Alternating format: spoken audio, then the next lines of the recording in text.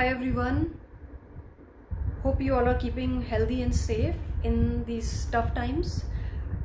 Here I have another input to give you basically on boosting your health, which is I'm answering some of the frequently asked questions on intermittent fasting. And so these are very crucial and they've been put forward time and again by various patients, family members, and all the other people who have been concerned about their health and well-being in these times.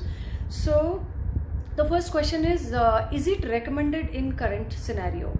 So yes, it's been extensively studied and researched, and 16 hours of fasting and 8 hours of feeding, and 18 hours of fasting and 6 hours of feeding is most recommended in today's time also, because it helps boost your immune system. However, it's not recommended to have longer periods of fasting, which is like 48 hours or 72 hours. So one should avoid doing that in current times. How does it help me? So now intermittent fasting increases a process which is called autophagy. So autophagy means that the immune cells of your body will start eating the cell debris, the bacteria, the fungus and the viruses on their own. So this basically calls for natural cleansing and the natural detoxification process. So therefore it helps everyone. Except for diabetics, I would say that they should do it under medical supervision.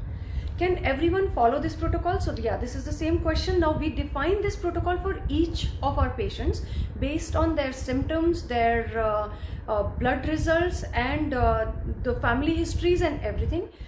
But 16 hours of fasting and 8 hours of feeding and 18 hours of fasting and 6 hours of feeding is very safe for most of the patients.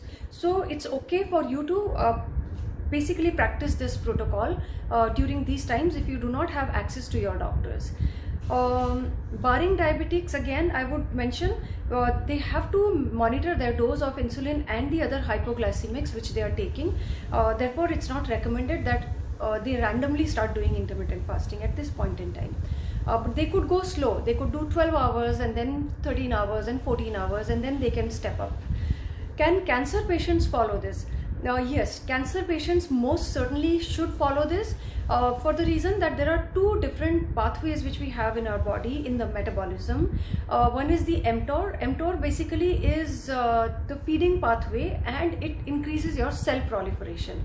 And another pathway is the AMPK pathway, which basically is the fasting pathway, and it reduces your cell proliferation. So very clearly cell proliferation is the problem in cancer patients, and it is certainly recommended that they follow intermittent fasting protocols to ensure that their AMPK pathway is activated, which is basically stopping the cell proliferation. Next question, will I lose weight with intermittent fasting? Yes, most certainly you will lose weight provided during feeding time you are eating foods which basically go well with your system. You're not intolerant to them, you're not feeding too many carbohydrates, sugar and preserved food, etc.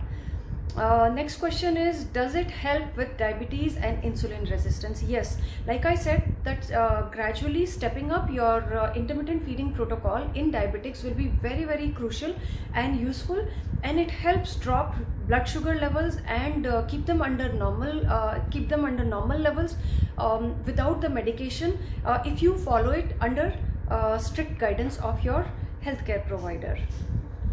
So how does it impact my digestion? Yes, it helps improve the healthy gut microbiome. So gut microbiome has already been now identified as an organ which is an independent organ in our body, and it helps boost our health in terms of helping keep our gut healthy, helping absorption of various nutrients, improve digestion and so on. So since the gut microbiome is getting positively impacted with intermittent fasting, you certainly will have improvement in your digestive health.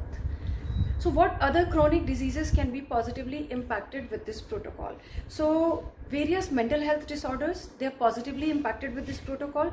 Memory issues certainly impacted with this protocol. Hormone imbalances like menopausal, perimenopausal, andropausal, PMS, PCOS, all they get positively impacted, meaning you heal from intermittent fasting. estrogen dominance gets positively impacted.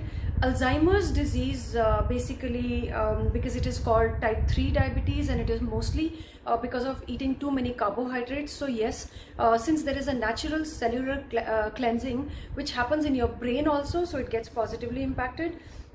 Autoimmunity, irritable bowel syndrome, cancers, and chronic fatigue syndrome. So these are some of the important conditions which you can expect improvement in if you are undergoing intermittent fasting.